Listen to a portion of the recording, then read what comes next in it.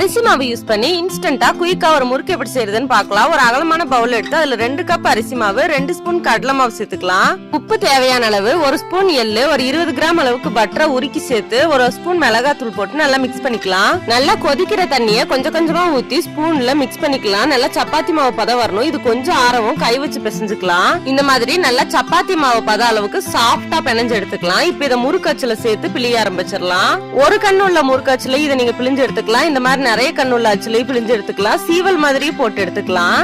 First இத முறுக்கு மாதிரி பிழிஞ்சு சுட்டு எடுத்துக்கலாம். எண்ணெய் சூடாயாச்சு. 2 சைடும் நல்லா குக் பண்ணி கோல்டன் பிரவுன் கலர் வர அளவுக்கு குக் பண்ணி எடுத்து வச்சுக்கலாம். அடுத்து இந்த மாதிரி உதிரி உதிரியாவும் முறுக்க போட்டு எடுத்துக்கலாம். இதுவும் நல்லா கிறிஸ்பியா டேஸ்டா இருக்கும். அடுத்து தட்டை மாதிரியும் கூட நம்ம தட்டி எடுத்துக்கலாம். ரொம்பவே குயிக்கா இன்ஸ்டன்டா செய்யக்கூடிய இந்த முறுக்கை எல்லாரும் ட்ரை பண்ணி பாருங்க. ரொம்பவே சூப்பர்வா இருக்கும், சாஃப்டா இருக்கும். ஸ்கூல் முடிச்சு வரவங்க கிட்ஸுக்கு இது ஈவினிங் ஸ்நாக்ஸா செஞ்சு கொடுங்க. தேங்க்யூ.